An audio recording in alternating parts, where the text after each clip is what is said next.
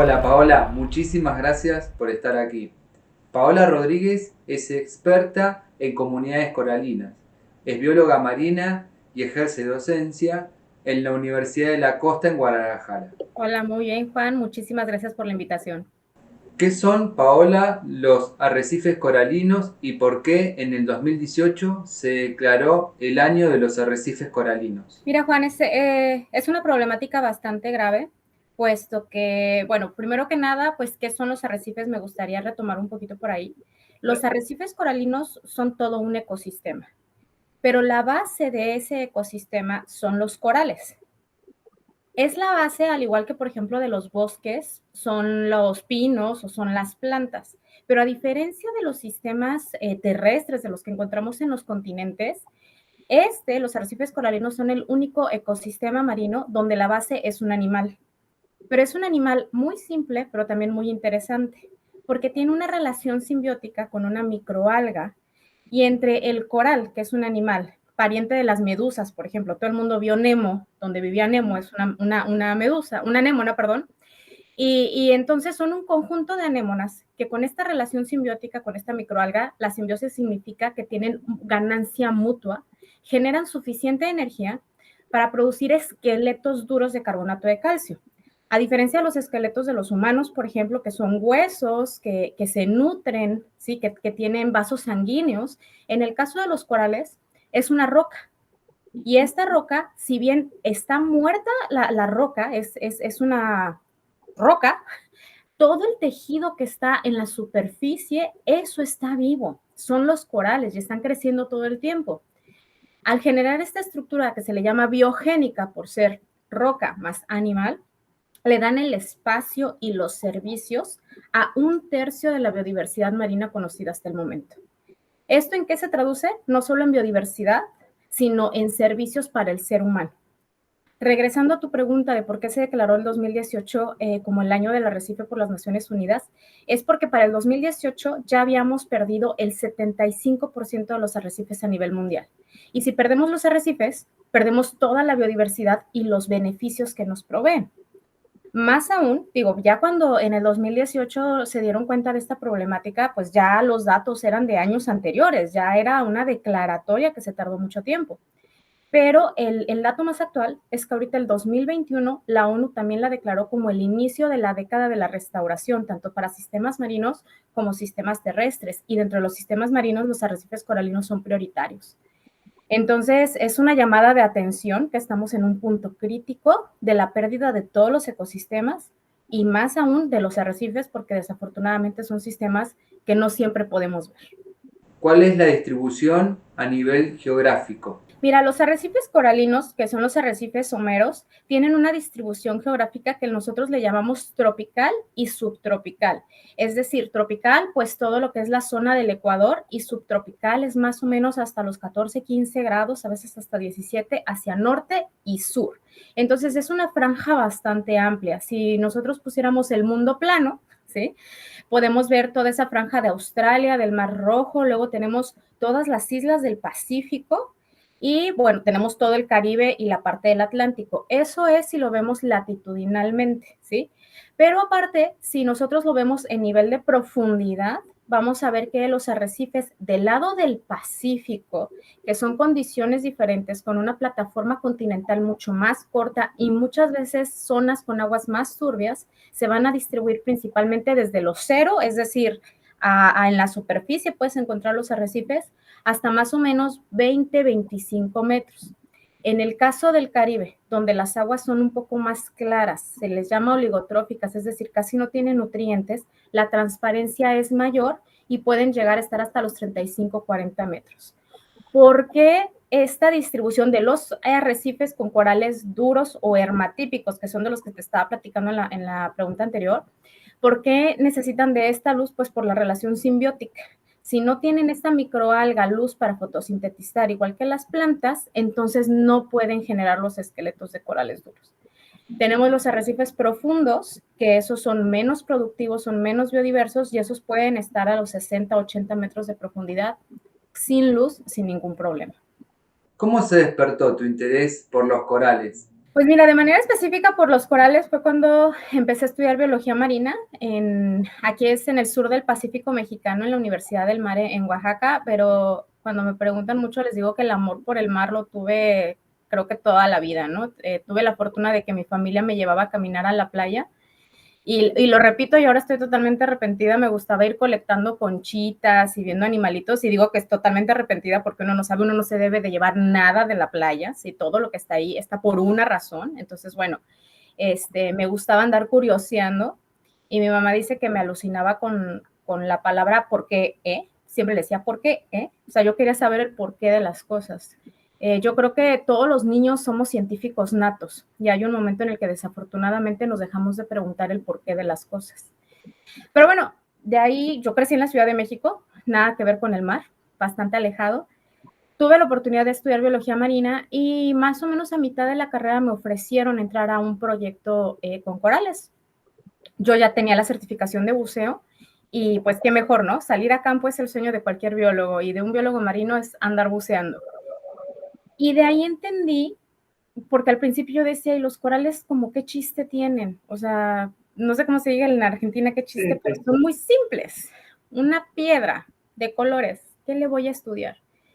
Y cuando me empecé a meter en este punto de entender estos animales, es que son muy simples, no tienen órganos, tienen una boca, tienen un tentáculo, son tejido, no son nada más que eso. Pero poder entender la complejidad que deben de tener estos animales para generar todo un ecosistema fue lo que me enamoró. Y que aparte de todo, son organismos que todo el mundo dice son muy sensibles. De hecho, les dicen que son el termómetro del mar. Y es muy cierto, porque ellos reaccionan, por ejemplo, en el caso de estos eventos de blanqueamiento, cuando se estresan por calor, se mueren ante el estrés. Pero a pesar de todo, han resultado algunos puntos más resistentes de lo que pensábamos. Entonces, están cambiando, se están aclimatando al mundo que se está modificando.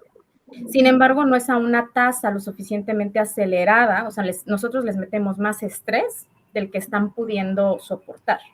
Pero son animales muy simples y a su vez tan complejos que, bueno, a mí toda la vida me han tenido enamorada. ¿En qué se enfoca tu investigación marina? Fundamentalmente, mi investigación marina, y es un nombre muy rimbombante, es la ecofisiología de los corales. ¿Esto qué implica? Que yo estoy tratando de entender desde nivel celular qué es lo que está pasando con los corales para que tengan esta capacidad de aclimatarse, hasta el nivel ecosistémico, qué es lo que pasa en este gran mundo que yo te mencionaba, cómo se modifica su crecimiento, su reproducción, cómo esto genera le llamamos efecto de derrama con la productividad que están generando los corales para poder mantener, porque literal mantienen a todos los demás organismos, o sea, de ellos dependen, de ellos empieza la base trófica. Entonces, si bien mi doctorado estuvo enfocado en entender los mecanismos de defensa que tenían para recuperarse antes o después del blanqueamiento, a partir de ahí he generado una línea de investigación con mis estudiantes de entender el ecosistema por completo. No sabíamos cuánto crecían, que de hecho a partir de entender cuánto crecen fue la base de nuestro proyecto de restauración de corales. No sabíamos cuándo se reproducían, no sabemos cómo reaccionan a nivel de microescala. Te digo, cuando yo empecé a estudiar corales, leí un libro que era de los 80s y que decía que los corales vivían en aguas claras, con poco movimiento. De esas fotografías, si tú metes arrecife coralino en cualquier buscador, te sale una foto así de postal. Y cuando te ves cuenta de la realidad, que es como todos los sistemas, hay días nublados, hay días con viento, hay días de todo, ¿no? O sea, que es tan cambiante y cómo ellos no se pueden mover. Nosotros tenemos calor y nos metemos a un cuarto con aire acondicionado, tenemos frío, nos ponemos un abrigo. Ellos se tienen que quedar ahí. ¿Cómo le hacen para poder lidiar con todas esas situaciones? Eso es lo que nosotros investigamos.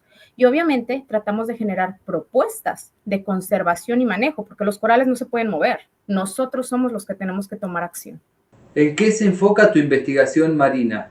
Pues depende cuál sea tu pregunta. Eso es algo muy amplio. ¿Qué es lo que quieres saber exactamente sobre los corales, no? Por ejemplo, si tú quieres saber, como nosotros, qué es lo que sucede cuando les incrementas la temperatura de una manera abrupta, que eso es algo que pasa, por ejemplo, en nuestra región, entonces puedes utilizar lo que nosotros le llamamos marcadores moleculares, que es establecer desde expresión génica, que ahorita hay una pregunta que le digo que es de moda, que es el PCR. Todo el mundo está utilizando la palabra PCR por esto del COVID. Pero bueno, lo puedes hacer a través de expresión génica, que la base es utilizar técnicas como la amplificación de genes a través del PCR. Lo puedes ver a través de proteínas y empiezas a ver los efectos en cadena que generan estos estresores. Si ya lo queremos ver a una siguiente escala más amplia, nos tenemos que ir a otros marcadores como es el crecimiento, la reproducción, lo que le llamamos el reclutamiento. Muchas veces les menciono que idealmente un animal cuando las condiciones no son las óptimas no se reproduce, entonces también es un marcador. O cuestiones tan básicas como cuánta energía está almacenando. Si tú tienes un alto almacenamiento de energía, significa que tienes energía para tu día a día y aparte tienes energía para almacenar para cuando las condiciones no sean las favorables. Es como tener adentro de una alacena toda tu despensa. Nosotros podemos ver esas fluctuaciones de energía con diferentes técnicas que pueden ser muy simples o irnos hasta algo que se le llama HPLC, que es cromatografía de gases. Si nos vamos a un siguiente nivel, nos podemos ir y ver la cobertura de coral, ¿sí? Y de los organismos asociados. Ahí empiezas a ver ya otro tipo de estructura, significa que está creciendo, significa que se está manteniendo. Entonces la pregunta es, ¿cómo está variando esta cantidad de coral que hay en el área? Y cómo varía la asociación de otros organismos que les llamamos clave, y son clave por el tipo de función que tienen en el ecosistema. ¿Sí? Entonces, te puedes ir a diferentes niveles para entender esta fisiología animal que es básicamente los mismos procesos que nosotros tenemos como seres humanos. Muchas gracias, Paola. ¿Cómo se lleva a cabo el estudio de los corales? Existen dos tipos de estresores, los que son los naturales y los que son los antropogénicos. Dentro de los naturales, pues tenemos el que llamamos el famoso ENSO, que es el niño y la niña en su fase positiva o en su fase negativa. Y tenemos el efecto invernadero, que el efecto invernadero ya es un efecto, de hecho es el efecto que nos permite vivir a nosotros en la Tierra, el hecho de que la Tierra se mantenga caliente. Sin embargo, a través de los estresores antropogénicos, que es el incremento de dióxido de carbono, el incremento de contaminantes, el deshielo de los polos, asociado a nuestras acciones humanas, se genera lo que es el cambio climático, donde, por ejemplo, estos estresores que te menciono, que son naturales, como son el niño y la niña, están descritos como fenómenos interdecadales, es decir, que pasaba un niño y 5 años más tarde pasaba una niña, y luego 5 años más tarde un niño y luego una niña. Y eran una cuestión, un efecto de un año, no un año calendárico, pero sí 12 meses que normalmente comenzaban en un verano y terminaban en el siguiente verano. Sin embargo, ahora vemos que producto del cambio climático, todo esto se ha incrementado y se ha acelerado. Los fenómenos del niño son más intensos, son más frecuentes y tienen una mayor periodicidad. No sé si tuviste en las noticias que durante el 2016 se registró el año niño, que inclusive le dijeron el niño Godzilla, así lo describieron, por su intensidad y por el tiempo que estuvo generando este estresor. Y este año estamos en año niña, o sea, fue 2016 a 2018 y ahorita es 2021 y desde el año anterior ya se presentaba este enfriamiento anómalo en la temperatura. Todos esos efectos naturales se exacerban por nuestra influencia antropogénica. Entonces, están ligados, pero son efectos sinérgicos y ese es el problema, que todo está presionando a su vez, al mismo tiempo, a los sistemas naturales. ¿Qué tipo de estresores existen? El estrés térmico lo que provoca es una ruptura, una separación en la relación simbiótica entre el coral y la microalga que yo te mencionaba. Considerando que esta relación simbiótica es la base esencial para que los ecosistemas puedan ser tan productivos, entonces, pues si se estresa el coral y se blanquea, es muy posible que se muera o que por lo menos tarde mucho más tiempo en generar esta producción de energía. Si es por altas temperaturas, un incremento abrupto hacia arriba, o lo que le llamamos anomalía positiva, que es una mayor cantidad de temperatura que puede ser de +1 hasta +3 grados centígrados, lo que sucede es que el coral, el animal, expulsa a la microalga, porque el estar los dos juntos ya no es viable, se empiezan a estresar entre ellos dos. Ahí se produce el blanqueamiento.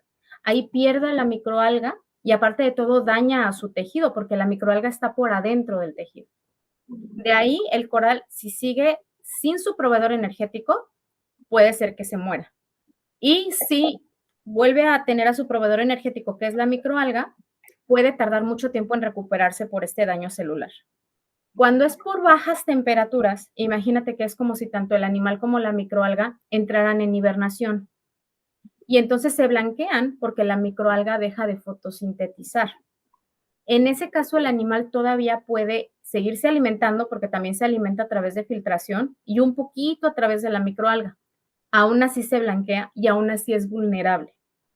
El estrés por calor es más intenso que el estrés por frío, pero en ninguno de los dos casos, o sea, cuando está blanqueado el coral y se ve blanqueado porque el tejido del animal es transparente, lo que le da el color es la microalga, es como las plantas que tenemos en casa.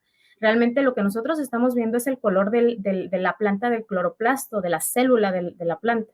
Es lo mismo con los corales. Si tú ves un coral rosa, es porque la microalga tiene pigmentos que reflejan color rosa, o si ves uno moradito, uno verde, etcétera. Entonces, cuando nosotros los vemos blanqueados, yo les digo que es lo equivalente a que si estuvieran enfermos, están mucho más susceptibles y sensibles. Entonces, es ahí donde aparte de todo se les debe de dar un manejo especial y, por ejemplo, si es un sitio con alta visitación, disminuir la visita, ¿no? Si estás enfermo, lo que menos quieres es que allá haya gente generándote presión. Entonces, eso es lo que pasa con los cambios de temperatura, pero hay otras cosas que les afectan su crecimiento, como es la acidificación del océano. La acidificación también afecta el reclutamiento, que el reclutamiento es cuando se asientan los primeros coralitos, el coralito primario, cuando se están reproduciendo. Y te digo, todo está pasando de manera simultánea. O sea, no se incrementa la temperatura y se deja de acidificar el agua. Se sigue acidificando el agua, y se incrementa la temperatura. Y luego un año la temperatura sube mucho y luego baja mucho. Entonces, esos cambios para ellos es muy difícil lidiar con ellos. ¿Cómo afecta el estrés térmico la vida de los corales? Sí, la acidificación del océano está involucrada con la entrada de dióxido de carbono al océano, que cambia la química del agua. Y entonces, bueno, si nosotros seguimos generando tanto dióxido de carbono, imagínate que para que se genere un balance entre la atmósfera y el agua, lo que hace es que el agua de manera natural tiende a succionar el dióxido de carbono. Al succionar el dióxido de carbono, le estás cambiando lo que le llamamos la química de los carbonatos y eso genera que los corales no puedan calcificar, no puedan precipitar este carbonato de calcio porque ya no está disponible. Imagínate que se secuestra el carbonato de calcio para poder reaccionar con el dióxido de carbono y que el océano busque su balance. Pero dentro de este balance desbalancea y no solamente a los corales, almejas, todos los organismos que generan conchas sufren por este famoso secuestro de los carbonatos. ¿Y a qué se debe la acidificación del océano? Mira, la mayoría de si tú te pones a pensar esta distribución de los arrecifes coralinos, tú te vas a dar cuenta que obviamente son sitios con una belleza escénica y son sitios son hotspots, son sitios con mucha visitación, ¿sí? Perdón por la palabra en inglés. Entonces, siempre todos los sitios coralinos son sujetos a presión turística inmediata. Nosotros lo podemos ver ahorita, es el verano aquí en nuestro lado del hemisferio, ahorita todo el mundo está saliendo de vacaciones y la visitación de algún sitio con comunidades coralinas o con arrecifes puede ser hasta de 1,000 personas diarias. Entonces, con todo eso, pues viene el uso del bloqueador, lo cual se trata de decir que no, porque el bloqueador le hace daño a los corales, por lo menos el bloqueador que no es reef safe. Pues viene el movimiento abrupto del agua, viene muchas veces las malas prácticas de andar tocando porque son piedras, ¿qué les puede pasar? ¿Sí? ¿Qué pasa si me agarro? No pasa nada. Entonces, si tú un sitio que está blanqueado, aparte de todo, le metes un estresor de visitación, generas que los corales, en vez de que se estén preocupando por recuperarse, pues se mueran, no tienen posibilidad, ¿sí? Entonces, el hecho de que estén blanqueados es una alerta de que tienes que hacer algo. No les puedes bajar la temperatura o no les puedes subir la temperatura, pero sí les puedes ayudar al disminuir la presión directa día a día que puede generar un sitio turístico. ¿Cuál es el impacto, Paola? Pues mira, el impacto puede ser muy alto o muy bajo dependiendo de las prácticas turísticas. Y eso es algo que les enfatizamos mucho. Yo promuevo que la gente visite los arrecifes. Es importante ver, conocer, que lo puedas entender, que tengas evidencia de estos ecosistemas que son maravillosos, pero con buenas prácticas, o así le llamamos nosotros, ¿no? El hecho, muchas veces, el uso de los chalecos, por ejemplo, para los turistas, sí es una protección para el turista, para aquellos que no saben nadar bien, pero también es una protección para que no te estés sumergiendo y no tengas esta tentación de agarrar las cosas. Yo les digo, todavía desafortunadamente hay sitios donde van a los prestadores de servicios turísticos a los arrecifes y parece que están jugando a lo que en México le llamamos la lotería, porque te sacan la estrella, te sacan el erizo, y aquí en México decimos lotería. Es todas esas prácticas no se deben de generar. Entonces, si tú tienes malas prácticas, una visitación al arrecife puede generar muchísimo daño. Simplemente si tú sigues las reglas, que son reglas internacionales, no los pises. Hay gente que hasta la fecha se mete a los arrecifes con zapatos porque no se vaya a lastimar al momento de pisar a los corales. No, a ver, es que ni debes de bajar los pies porque son animales. Si te lastiman es porque están teniendo un mecanismo de defensa, ¿sí? Y lo que nosotros no entendemos, porque luego me dicen, ay, es que se rompió un pedacito chiquito de coral, perdón, pero lo que no entendemos es que los corales crecen de 1 a 5 centímetros al año. Eso es lo que se tardan en crecer. Entonces, si tú sin querer rompes 10 centímetros de una rama, pues te estás llevando 2 años de vida. Y si rompes una colonia de 40 centímetros, pues imagínate, hagan la división, ¿no? Entonces, hay pequeños daños que pueden generar un gran impacto. Y muchas veces el problema es que pensamos, es que nada más fui yo, pero si eso lo multiplicamos por el efecto de millones de turistas que visitan los arrecifes, imagínate el daño que podemos generar. Y que eso no pasaría con buenas prácticas, aprécienlos desde arriba, o sea, véanlos, vean los peces, e inclusive si vas buceando, hay prácticas de a cuánta profundidad mínima debes de estar por arriba de los arrecifes, de los corales, hasta para evitar accidentes, ¿sí? Entonces es un poquito de conciencia solamente. ¿Y qué sucede con el blanqueamiento de los corales? ¿Eso es un signo de enfermedad? Pues mira, aquí dijiste algo muy importante, que dijiste que con el blanqueamiento el coral enferma. El blanqueamiento es una respuesta del estrés, sin embargo, no es una enfermedad. Desafortunadamente, aparte tenemos las enfermedades en los corales. Entonces, aquí el hecho de que el coral se blanquee, si no se logra recuperar, pues se va a morir.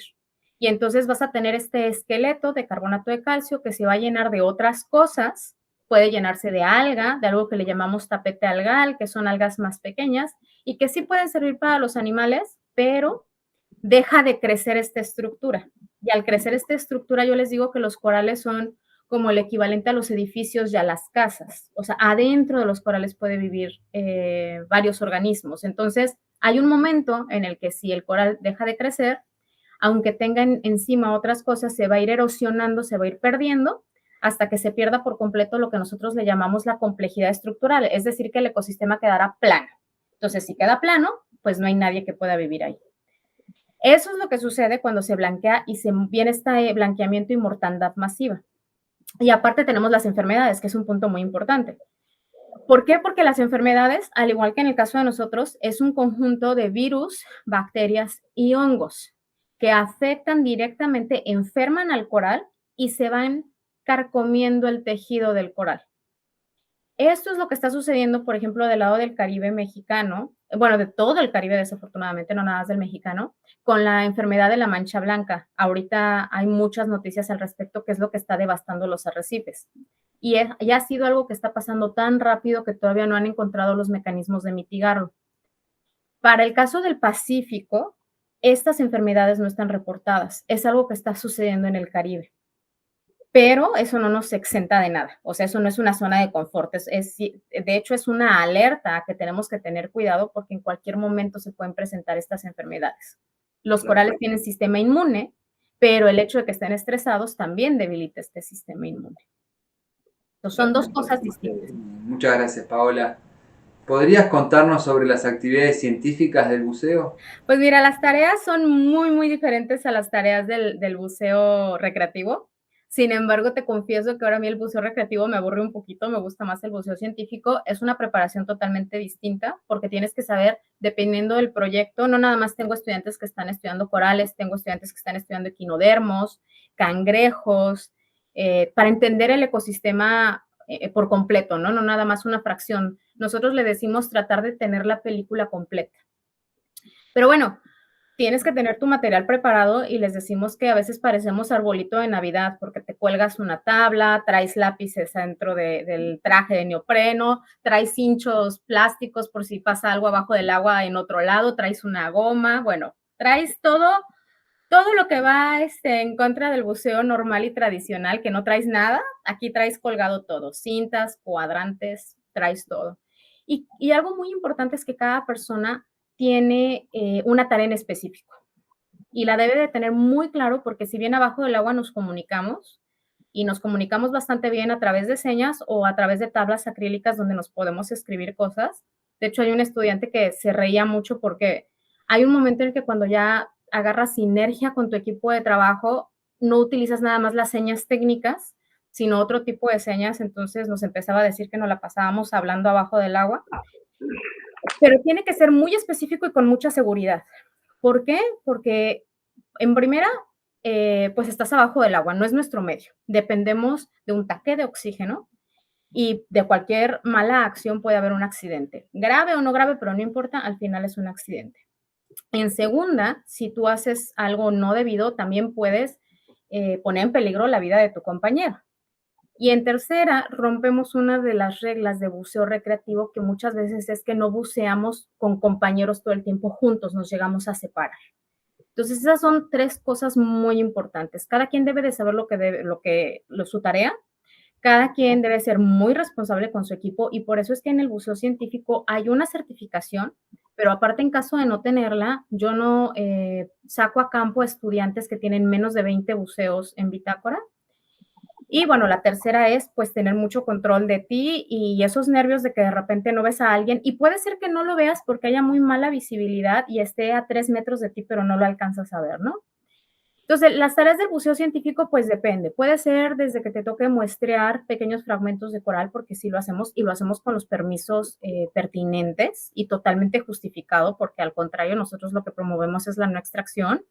O bien si te toca medir algo, si te toca hacer censo marino, que eso es una de las cosas que tenemos más dominadas y es un trabajo en equipo muy padre porque literal es como una línea de ensamblaje que cada quien va haciendo una cosa y uno va atrás del otro, o bien si vamos a marcar para crecimiento. Es decir, son diferentes protocolos, pero lo importante es que todo el mundo sabe qué es lo que tiene que hacer, todo el mundo toma su responsabilidad y se sabe que adentro del agua, aunque todos estemos haciendo algo distinto, es un trabajo en equipo. ¿Y cómo son los días de trabajo? Mira, nadie, y son días muy largos, porque pues obviamente te preparas desde las 5 de la mañana o días antes preparas tu equipo, porque si se te olvida algo, pues salimos en bote, o sea, si se te olvidó algo, no es de que ahorita voy corriendo a la papelería y regreso y lo tengo. Si se te olvidó, se te olvidó. Y si se te olvidó, es una salida que ya no puedes recuperar. Entonces, súper importante ser muy ordenado con lo que te tienes que llevar. Como tú dices, vamos, buceamos. Normalmente los buceos recreativos son de 40 a 45 minutos. Nosotros, dependiendo de la profundidad, podemos estar hasta 120 minutos abajo del agua con un solo tanque, cuidando todas las medidas de la profundidad y todo lo que se debe de hacer. Regresas y pues los que les toca laboratorio, inclusive nos llevamos cuando no todos los viajes son saliendo de aquí de la universidad, luego nos vamos una semana de campaña, se llevan los microscopios, se llevan todo y a montar microscopios, porque nada de que porque me quiero bañar y me quiero dormir, mi muestra se va a degradar, no, los estudiantes hasta que terminan, o si te toca pasar datos, hasta que termines de pasar los datos, porque si se te pierde una tabla, si se te pierde una hoja, se te pierde toda tu salida, se te pierden todos tus datos, entonces yo ahorita ya un poco menos, los estudiantes son los que de repente se quedan hasta muy tarde, pero yo sí recuerdo en mis estudios de doctorado a veces quedarme hasta las 11, 12 de la noche, o inclusive ya mejor te dormías en el laboratorio después de llegar y procesar las muestras. Pero sí, todos tenemos que ser responsables de nuestros datos, todos tenemos que ser responsables, inclusive de lavar el equipo, ¿no? O sea, nadie se va hasta que se lave el equipo, Pero también algo que me gusta mucho es que, por ejemplo, si a alguien le toca estar 8 horas en el microscopio, alguien más agarra su equipo y lo lava, ¿no? O sea, no es porque a mí no me toca, yo no lo hago, porque ellos saben que cuando necesiten ayuda, alguien más les va a ayudar. O si traen 2 microscopios, 3 microscopios, pues todos nos ponemos ahí a ayudar un poquito a limpiar o a clasificar. Entonces, si no tienes un equipo de trabajo, realmente no podrías hacer todo lo que hacemos. Eso para mí es muy, muy importante enfatizarlo. No soy yo, tengo muchísima gente junto a mí. ¿Cómo vives el proceso de investigación científica? Pues mira, sonará muy de comercial, pero yo no pierdo la capacidad de asombro. O sea, hay muchas cosas que puedes ver desde lo micrométrico, porque a veces vamos literal pegados al fondo, hasta lo grande, ¿no? O sea, yo he visto cosas impresionantes, muy chiquitas. Ahorita que estoy con un estudiante estudiando los trapecia, que son unos cangrejos que están adentro de los corales Posilopora, yo nunca me había percatado tanto de esos animales como ahora que estoy con mi estudiante estudiándolos y tratándolos de entender, ¿no? Entonces se va generando como una curiosidad. Cada vez de que estás empezando a entender algo, te fijas en otra cosa. Digo, hemos visto tiburones, hemos visto ballenas, hemos visto cosas grandes, impresionantes, pero, por ejemplo, una vez fuimos a un sitio que se llama La Corbeteña, estoy tratándome de acordar, y la teoría es que hay una estrella de mar que se le llama la estrella corona de espinas o corona de Cristo, que es la Acantaster, y que se describe como coralívora, es decir, que le gusta comerse los corales duros, estos corales pétreos. Sin embargo, fuimos a este sitio que es una roca y de un lado hay un montón de corales blandos y algas y del otro lado están los corales duros. Así está la estructura del sitio. Del lado de los corales blandos estaba infestado de acantáster. Yo dije, no, pues ahorita que buceemos el otro lado vamos a encontrar todos los corales duros carcomidos, todo comido. Y la estrella literal se pone encima del coral y empieza a succionar y les digo que te deja el esqueleto rechinando de limpio. Son impresionantes y pueden devastar ecosistemas completos. Pues a mi sorpresa no había ninguna del lado de los corales duros. Y de hecho recientemente se ha descrito que les gusta más alimentarse de corales blandos. Entonces, todos estos mitos, toda esta información, o sea, lo que te das cuenta es que a pesar de que ya existe actualmente tanta información, siempre hay algo nuevo. Algo que en teoría ya está descrito, pero no es igual para todo el mundo. Es lo que te decía, algo que nosotros estamos estudiando mucho es las diferencias locales de la respuesta en los corales, porque nos hemos dado cuenta de eso, que cada uno tiene como su microhábitat, su microcasa y ha reaccionado de manera distinta.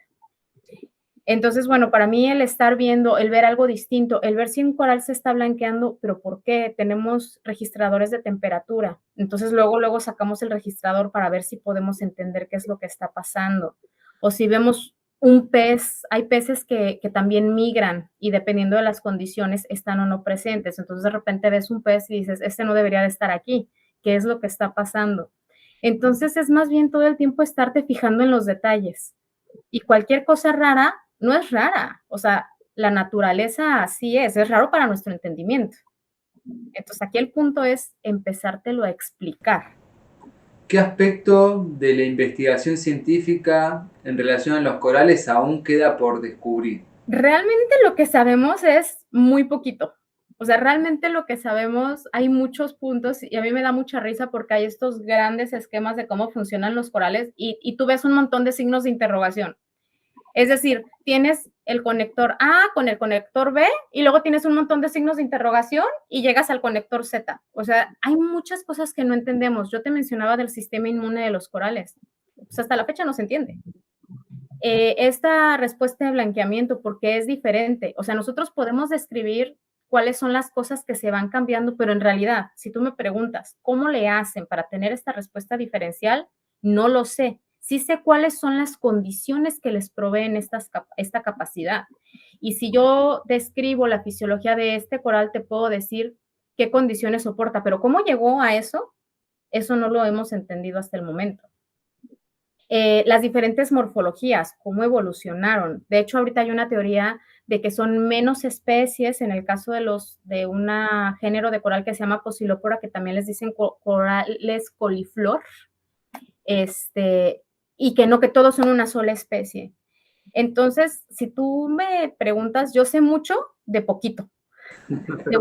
pequeña fracción que estoy tratando de entender para poderle dar explicación a este problema tan grande. Y al científico que tú le preguntes, te va a decir exactamente lo mismo. Sé mucho, pero de esto solamente, de una cosa. ¿Qué sentís al estar en contacto con los corales?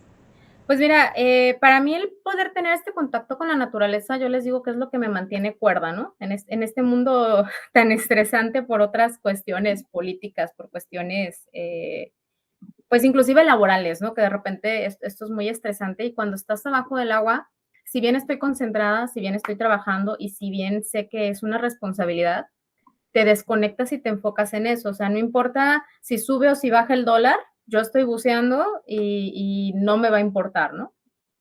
Entonces, para mí eso es, si bien es muy cansado, yo la verdad lo disfruto un montón y no lo cambiaría por nada del mundo. O sea, si bien hay días que no duermes y dices, ¿por qué estoy aquí? Como que en un momento de tranquilidad lo piensas y dices, pues, ¿por qué estoy? Porque puedo bucear, ¿no? O sea, puedo desconectarme. Tengo la fortuna y que mucha gente no lo ve así, de que yo luego voy a lugares a donde en 2 semanas no tengo señal de internet. ¡Qué maravilla! Es mi mayor felicidad no tener señal de internet, aunque sé que cuando regrese mi correo va a ser una locura y todo lo urgente pasa en esas 2 semanas. Yo no entiendo cómo, pero justo cuando no tengo internet, algo urgente. Entonces, para mí es una conexión un poquito más, inclusive con el equipo de trabajo, ¿no? Porque hasta podemos platicar, podemos convivir, se da otro tipo de convivencia que actualmente con estar en el celular todo el tiempo no la tienes. Regresamos un poquito a lo básico, a la comunicación, te digo, al trabajo en equipo. Yo no tengo el problema de que porque están revisando mensajes no siguieron las instrucciones, ¿no? Y aparte poder conocer lugares maravillosos y tener experiencias desde, hemos tenido que acampar, sin bañarte una semana, o bien estar en barcos donde tienes aire acondicionado y baño propio, ¿no? O sea, tienes estos dos.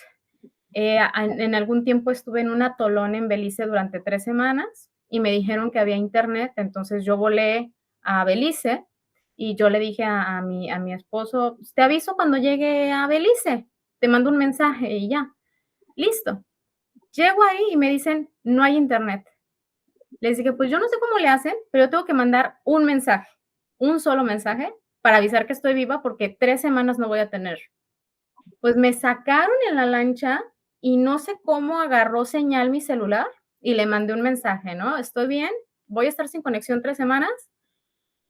Avísale a mi familia y a otro compañero aquí de trabajo que iba a estar al pendiente. Qué maravilla que no hay reclamos, no hay nada. Yo no supe en qué momento recibió el mensaje. 2 semanas más tarde me llevan a que me conecte una semana antes de que yo regresara de Belice. Pues caen un montón de mensajes, pero yo nada más revisé el de mi esposo y me dice, ¿está bien? ¿Disfruta mucho? Y me pone, las noticias estábamos creo que en el Mundial o en algo de fútbol y me dice, perdió México contra Brasil. 2, ya fueron las elecciones en México. Y 3, tus gatos, porque tengo 2 gatos, te están extrañando. Eso fue lo único que me dijo. Y para mí eso es una maravilla, ¿no? O sea, no poderme desconectar del mundo sin esa preocupación. Para mí eso y esa conexión que puedes tener con la naturaleza para mí es maravilloso. Sé que no es para todo el mundo, pero para mí es maravilloso. ¿Para quiénes no es? Sí, y yo creo que es sobre todo en la generación más joven. No voy a preguntar tu edad, ni así no me preguntas la mía, pero nosotros fuimos creciendo con este avance, ¿no? De ni siquiera tener tanto almacenaje en las computadoras, ahorita un almacenaje que es irracional la cantidad de teras que puedes tener en una laptop, ¿no? Crecimos sin el internet, crecimos con el teléfono de monedas, ya me está sacando la edad. Crecimos con cosas, de hecho hace poco a mi sobrino, que a ver si me va a regañar si escuchas esta entrevista, pero lo hice que tratara de marcar el teléfono que le dabas la vueltita al teléfono, la rosca, y que tenías que esperar, ¿no? O sea, tenías que esperar y más si un teléfono tenía 0, pues lo hacías con paciencia. O sea, eso ya en esta generación o las personas jóvenes creo que no lo entienden. O sea, no entienden que no te va a pasar nada si te quedas una semana sin el celular. Y no digamos para contestar correos, porque eso es a lo que menos le dan importancia, sin revisar las redes sociales, ¿no? De hecho, en esta experiencia de Belice, algo que me gustó mucho es una experiencia de una expedición que hice con National Geographic, con chicos de preparatoria. Yo dije, ¿qué va a pasar cuando chicos de preparatoria lleguen y se den cuenta que no hay internet? Bueno, cuando se dieron cuenta que no había internet, se hiperventilaron como los primeros 20 segundos. ¿Qué hicieron? Actividades. Al segundo día ya se organizaban para los equipos de voleibol, platicaban entre ellos, se conocieron.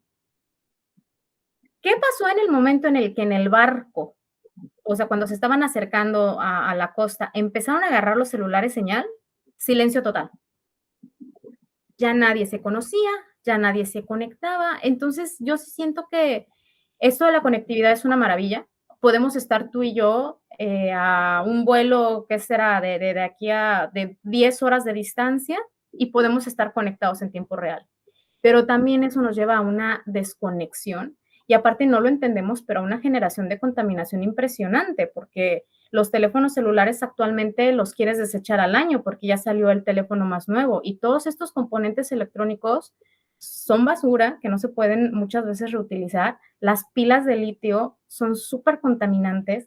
La sola emisión que generamos con tanto uso del Internet también contamina. Entonces tenemos que ser responsables de todo eso, o sea, utilizar los medios para lo que son y no vivir a través de ellos. ¿Cuál es el diagnóstico en la zona?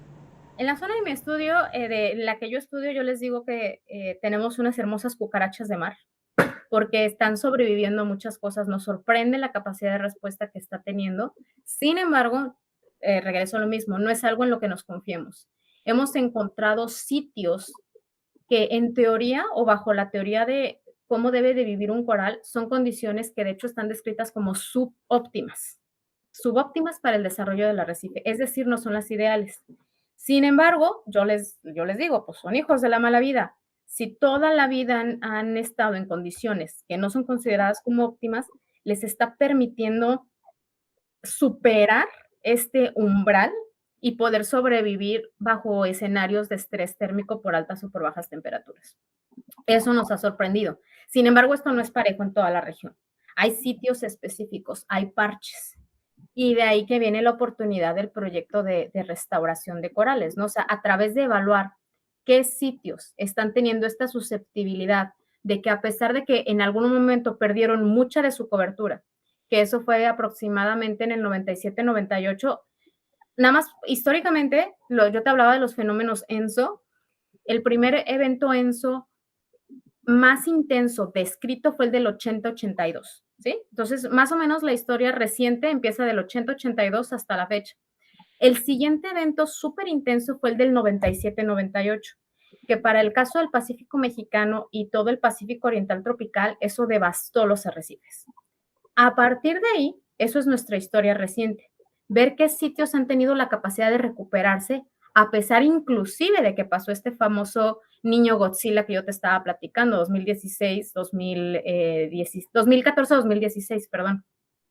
Entonces nosotros hubiéramos pensado que con este Enso Godzilla, todos estos sitios del 97 que se habían medio recuperado se iban a acabar, o sea, de la cobertura que tenían a nada. Y no, vimos que hay sitios que sobrevivieron. Y de ahí viene la oportunidad de encontrar estos sitios que están luchando y de nosotros darles una ayudadita a través de una recuperación asistida y para poder llegar, es recuperación asistida, restauración y después rehabilitación del sistema, que son tres términos muy importantes, porque la recuperación es cuando haces el plan, la restauración es cuando lo implementas y la rehabilitación es cuando el sistema ya no necesita de tu asistencia, porque esto no puede ser eterno. Yo no me la puedo pasar restaurando ecosistemas para que a los 5 años lo tenga que hacer de nuevo. No, si está bien planeado, debe de haber un momento en el que solito se siga y si bien vayamos y monitoreemos para que sepamos qué es lo que está pasando, ya no lo tengamos que estar restaurando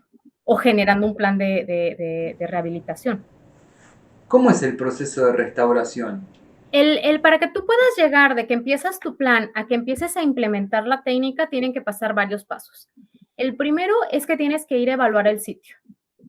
Encontrar si ese sitio tenía o no presencia de corales, qué tipo de presencia de corales tenía y la viabilidad que tendría de recuperarse. ¿Por qué digo que esto es muy importante? cada proyecto es diferente y cada motivación para hacer los proyectos es diferente. Pero, por ejemplo, nosotros no introducimos sustrato artificial. Si no hay sustrato ahí, hay una razón. Si a lo mejor en algún momento existió, si se modificaron las corrientes por otros factores diferentes, eso significa que aunque tú metas sustrato ahí, no se va a mantener, ¿sí? Entonces, buscamos sitios que tengan sustrato natural, buscamos sitios que tengan presencia de corales cerca del área para que si bien nosotros hacemos esta recuperación asistida, haya un momento en el que haya una viabilidad de conexión para la reproducción sexual cerca con otros sitios.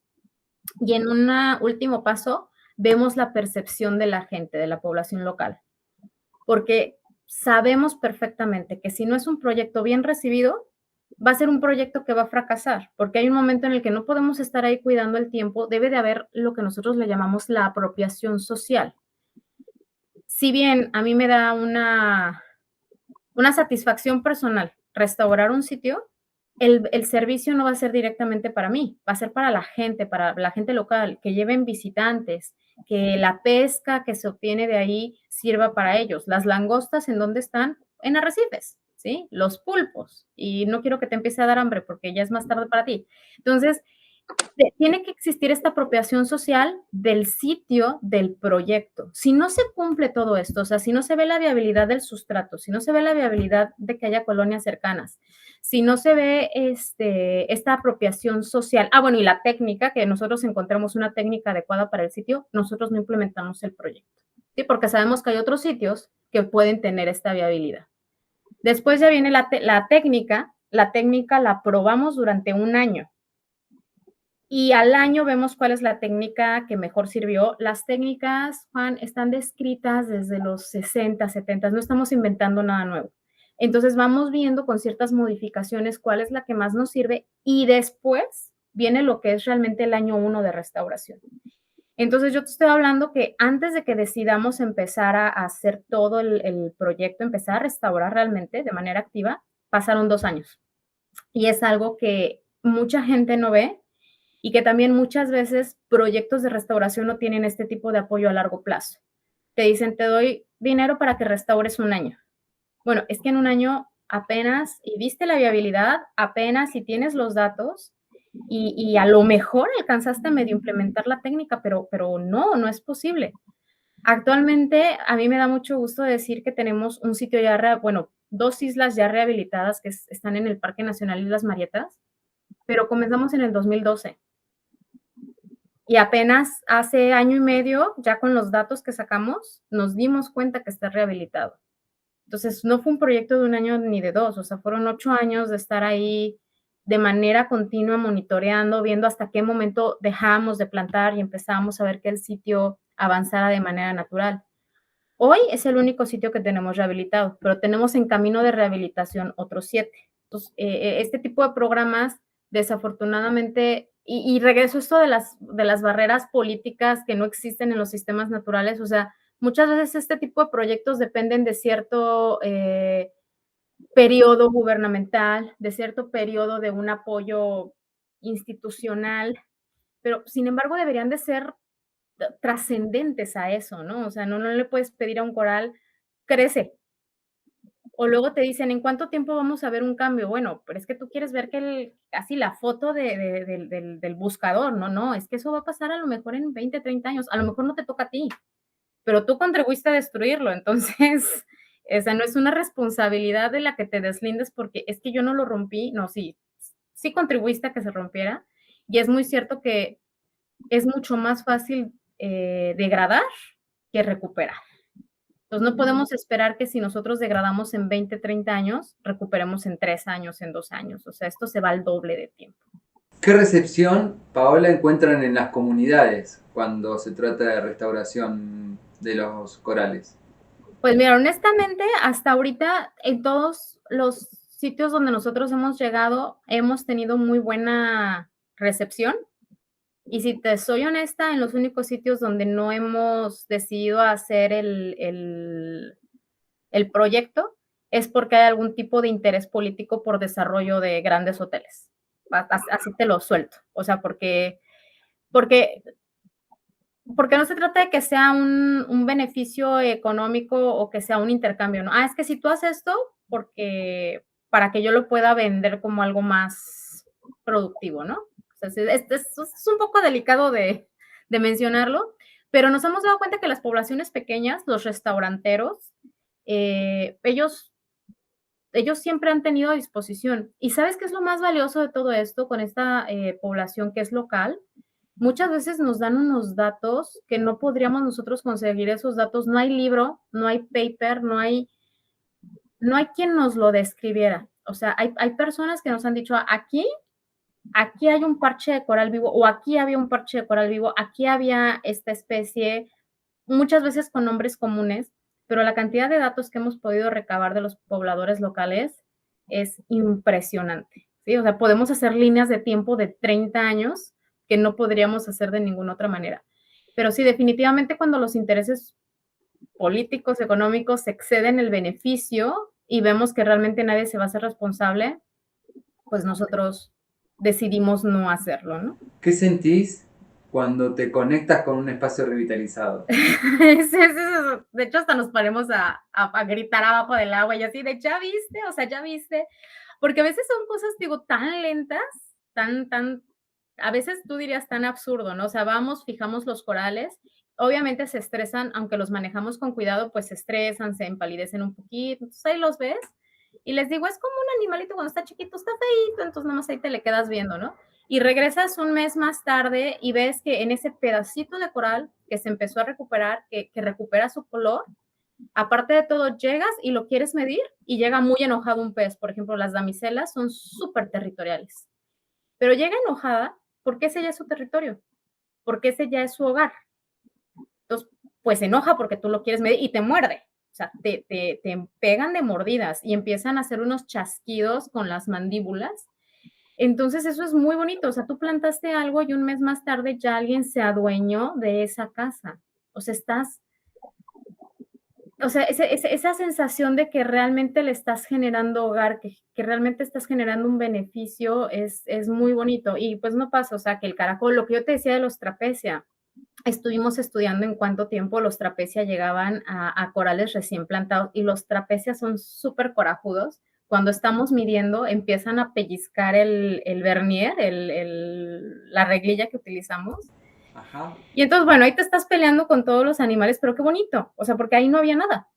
Entonces, ahorita encuentras 6, 7 animales que podría parecer muy poco, pero si lo multiplicas por 200 fragmentos, que no todos los medimos, pues hay un momento en el que no los podemos medir tantos, pero si multiplicamos hemos plantado en Marieta 650 fragmentos, o sea, si lo multiplicas por eso, imagínate cuánta biodiversidad estás asociando. Entonces, a mí sí me da mucho gusto llegar y ver una damisela enojada, un trapecio enojado porque quiero medir su pedazo de coral y no quiere porque ya es su casa. O sea, muévete a otro coral y tantas ganas tienes.